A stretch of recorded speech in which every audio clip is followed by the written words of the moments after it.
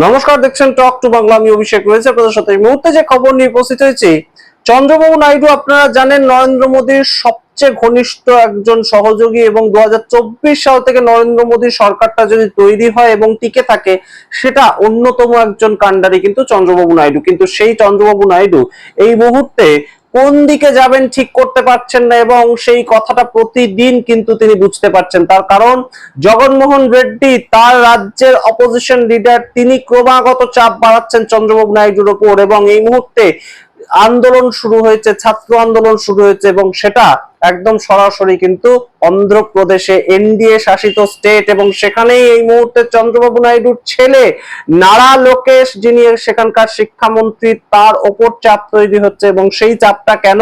তার কারণ একটি পেপারে আবারও স্ক্যাম দেখা দিয়েছে এবং সেই পেপারটা হচ্ছে DSC teachers recruitment. DSC teachers রিক্রুটমেন্টের ক্ষেত্রে যারা স্পোর্টস কোটায় চাকরি পাওয়ার কথা, এমন কিছু মানুষজন সেখানে চাকরি পেয়েছেন যাদের সঙ্গে স্পোর্টসের দূর দূরান্তেও কোনো সম্পর্ক নেই এবং তারা সম্পূর্ণ দুর্নীতির মাধ্যমে, অর্থাৎ একদম বাংলায় বলতে গেলে ঘুষ দিয়ে চাকরি পেয়েছেন। সেই বিষয়টা যখন থেকে সামনে চলে এসেছে তখন থেকেই কিন্তু উত্তাল হয়ে উঠেছে অন্ধ্রপ্রদেশ এবং ছাত্র আন্দোলন সেখানেও শুরু হয়েছে। এবং সেই ছাত্র আন্দোলনকে একদম সরাসরি সংগঠিত করার কাজটা যদি কেউ করছেন, তার একমাত্র ওয়াইএসআর জগনমোহন রেড্ডি, বিরোধী দলনেতা, প্রাক্তন মুখ্যমন্ত্রী। সেখান থেকে এই মুহূর্তে গুরুত্বপূর্ণ একটা ধাক্কা, জেন জির ধাক্কা যখন রয়েছে, সঙ্গে সঙ্গে কিন্তু চন্দ্রবাবু নাইডু এই মুহূর্তে সংখ্যালঘু মুসলমান এবং দলিত আদিবাসী সেই ভোটটাও তার বিরুদ্ধে ব্যাকফায়ার করছে। আপনারা বোঝার চেষ্টা করুন যে সরাসরি কিন্তু চন্দ্রবাবু নাইডু এই মুহূর্তে যে ভোট ব্যাংকটার উপর ভিত্তি করে এত বছর তার রাজনীতি করে এসেছেন, সেই ভোট ব্যাংকটা তার থেকে মুখ ফিরিয়ে নিচ্ছে। এবং সেটা বিভিন্ন প্রেক্ষিতে বলতে প্রাথমিক আমরা দেখতে পেয়েছিলাম যে এসআইআর এ বহু মানুষের নাম কাটা যাচ্ছে এবং সেখানে একদম কোথাও গিয়ে টার্গেট করা হচ্ছে কিন্তু সংখ্যালঘুদের, তেমন অভিযোগ করেছিলেন জগনমোহন রেড্ডি। তার পরবর্তীতে সেই ধরনের অভিযোগগুলো যখন সামনে আসছিলই, তারই মাঝখানে এই মুহূর্তে ডিলিমিটেশন বিল, সেটাকে নিয়েও সমস্যা তৈরি হয়েছে, সেটাকে নিয়েও ব্যাপক প্রচার করছেন জগনমোহন রেড্ডি। এবং আপনারা জানেন যে 29 সালে আবার ভোট, এবং সেই ক্ষেত্রে জগনমোহন রেড্ডি একটা বড় সড়ো ফ্যাক্টর করবেন, বিধানসভা ভোটটা ক্যাপচার করার চেষ্টা করবেন, সেগুলো তো রয়েছে। তো সেখান থেকে এই মুহূর্তে একদম সরাসরি প্রশ্ন উঠছে যেটা ইস্তফা চাই। ইস্তফা কার চাই? নারা লোকেশের ইস্তফা চাই। কেন? তিনি শিক্ষামন্ত্রী সেখানকার, এবং তার শিক্ষামন্ত্রী থাকাকালীন এই ঘটনা যখন ঘটলো, তাহলে এনডিএ এর কেন্দ্রীয় শিক্ষামন্ত্রী যদি ইস্তফা দিতে পারেন স্ক্যামের জন্য, তাহলে কেন জগনমোহন রেড্ডি চাইবেন না যে নারা লোকেশ ইস্তফা দিন? তিনি কি বলছেন?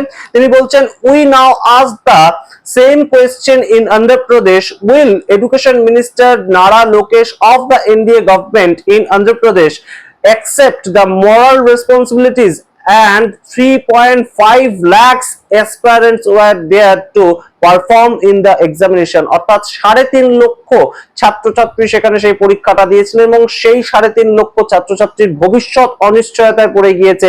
সেই যে দায়ভারটা, সেই দায়ভারটা কেন নেবেন না নারা লোকেশ? তিনি তো এডুকেশন মিনিস্টার। যদি স্টেটের সঙ্গে একদম সেন্ট্রালের একই ডবল ইঞ্জিন সরকার চলে, এনডিএ সরকার চলে, তাহলে এনডিএ সরকারের শিক্ষামন্ত্রী, কেন্দ্রীয় শিক্ষামন্ত্রী যদি ইস্তফা দেন, দিতে বাধ্য হন, তাহলে সেই ক্ষেত্রে কেন নারা লোকেশ ইস্তফা দেবেন না? এবং সেটাকে নিয়ে রাস্তায় নামছেন যেই জগনমোহন রেড্ডি, রাস্তায় নামছেন সেখানকার সাধারণ মানুষ, তখনই কিন্তু আমরা দেখতে পাচ্ছি যে দফায় দফায় রেমন্ত রেড্ডির কাছাকাছি হচ্ছেন। রেমন্ত রেড্ডিকে তেলেঙ্গানার কংগ্রেসের মুখ্যমন্ত্রী এবং রাহুল গান্ধীর একদম রীতিমতন ছায়া সঙ্গে বলা যেতে পারে, ভাব শীর্ষ বলা যেতে পারে, সেই রেমন্ত রেড্ডির সঙ্গে আবারও চন্দ্রবাবু নাইডুর যোগাযোগ বাড়ছে, আবারও ডিকে শিবকুমারের যোগাযোগ বাড়ছে। যদিও এই মনসুন সেশন চলাকালীন হঠাৎ করে নরেন্দ্র মোদী চলে গিয়েছিলেন অন্ধ্রপ্রদেশে, 18,000 কোটি টাকা দিয়ে এসেছেন, এগুলো আমরা জানি। কিন্তু কোথাও গিয়ে কমপ্লিটলি এই মুহূর্তে চন্দ্রবাবু নাইডু কিন্তু একটা যোগাযোগ বাড়ানোর চেষ্টা করছেন। তার কারণ তিনি বুঝতে পারছেন যে তার হাতের থেকে তার নিজস্ব ভোট ব্যাংকটা সেটা বেরিয়ে যাচ্ছে, সেটা বহুদিন ধরে বেরিয়ে যাচ্ছে। সেটা ওয়াকফ অ্যামেন্ডমেন্ট বিল সংক্রান্ত বিষয়, তার থেকে সংখ্যালঘু মুসলিম যারা, তারা দূরে সরে গিয়েছেন, তার থেকে একদম দূরে সরে গিয়েছেন দলিত, তার থেকে দূরে সরে গিয়েছেন আদিবাসীরা, এবং সেই চাঙ্ক যে ভোট ব্যাংকটা 40% ভোট ব্যাংক, সেটা কিন্তু চলে গিয়েছে সরাসরি জগনমোহন রেড্ডির দিকে, কিছুটা কংগ্রেসের দিকে। তার কারণ ওয়াইএসআর শর্মিলা, জগনমোহন রেড্ডির বোন, এই মুহূর্তে কংগ্রেসের সেখানকার সভানেত্রী এবং সেই সভাপতি, তিনি যথেষ্ট পরিমাণে কিন্তু খাটছেন প্রতিনিয়ত সংগঠন বৃদ্ধি করার জন্য, এবং সেইখান থেকেই এই মুহূর্তে চন্দ্রবাবু নাইডু কিন্তু বেশ খানিকটা ডাইলেমায় রয়েছেন, বেশ খানিকটা চাপে রয়েছেন যে সরাসরি নরেন্দ্র মোদীর সঙ্গ ত্যাগ করে তিনি ইন্ডিয়া অ্যালায়েন্সে যুক্ত হবেন কিনা। এটাই এই মুহূর্তে সবচেয়ে গুরুত্বপূর্ণ প্রশ্ন। তার কারণ চন্দ্রবাবু নাইডু তিনি জানেন কখন কি ধরনের সিদ্ধান্ত নিতে হয়, যদিও তার কিছু না কিছু কম্পালশন রয়েছে, কিন্তু ছেলে এই মুহূর্তে তার ছেলে চাপে পড়ে রয়েছে। ছেলে এই মুহূর্তে প্রতিনিয়ত যে বিধানসভা সেখানে যেতে পারছেন না, তিনি একজন ক্যাবিনেট মিনিস্টার, তিনি যেতে পারছেন না বিধানসভায়, এবং সম্পূর্ণ নারা লোকেশকে পরবর্তীতে চন্দ্রবাবু নাইডু মুখ্যমন্ত্রীর সিটে বসাবেন, সেটাই তার প্ল্যান ছিল, কিন্তু সেটা কোনো মতেই তিনি এই মুহূর্তে পরবর্তীতে আর করতে পারবেন কিনা সেই জায়গায় যথেষ্ট সন্দেহ রয়েছে। অন্যদিকে দিল্লির রাজনীতি নিয়ে যদি আমরা আলোচনা করি, সেখানেও কিন্তু চন্দ্রবাবু নাইডুর যে গুরুত্ব কমছে সেটা তিনি নিজেও বুঝতে পারছেন। তার কারণ এনসিপিআই নতুন পার্টি উঠে আসার সূত্র ধরে 20টা আসন সরাসরি তারা সমর্থন পেয়েছেন, এবং সেই ক্ষেত্রে চন্দ্রবাবু নাইডুর জায়গায় কাকলি ঘোষ দস্তিদারকে দেখা যাচ্ছে ছবিতে। এনডিএর বৈঠকে মঙ্গল মিলনে আগে যেখানে দেখা যেত চন্দ্রবাবু নাইডুকে কিংবা চন্দ্রবাবু নাইডুর কোনো একদম এমপিদেরকে, সেখানে কাকলি ঘোষ দস্তিদারকে দেখা যাচ্ছে, সুদীপ বন্দ্যোপাধ্যায়কে দেখা যাচ্ছে। আপনারা বোঝার চেষ্টা করুন এই মুহূর্তে কেন্দ্রীয় রাজনীতিতেও নরেন্দ্র মোদীর যে ক্যাবিনেট সেখানে যখন গুরুত্ব হারাচ্ছেন চন্দ্রবাবু নাইডু, তখন কি আর তিনি চাইবেন এনডিএর সঙ্গে একদম আসন সমঝোতায় থাকতে, নাকি কোথাও গিয়ে নিজের রাস্তা নিজে দেখার মতন একদম সরাসরি রাহুল গান্ধীর সূত্র ধরে আবারও পরবর্তী একটা যাতে প্যাসেজ তিনি তৈরি করতে পারেন, এবং সেটা এখনই হবে আমরা বলছি না হয়তো। অবশ্যই জল মাপছেন চন্দ্রবাবু নাইডু, জল মাপছেন তিনি। সামনেই রয়েছে উত্তরপ্রদেশের ভোট এই মুহূর্তে অবশ্যই গুরুত্বপূর্ণ একটা দিক নির্ণায়ক হবে যে 2029-এ কি হতে চলেছে, এবং যে কোনো সময় চন্দ্রবাবু নাইডু বেরিয়ে আসতেই পারেন। তার কারণ তিনি জানেন যে তার নামেই ভোট হয় অন্ধ্রপ্রদেশে, তার নামেই তার পার্টি ক্ষমতায় রয়েছে।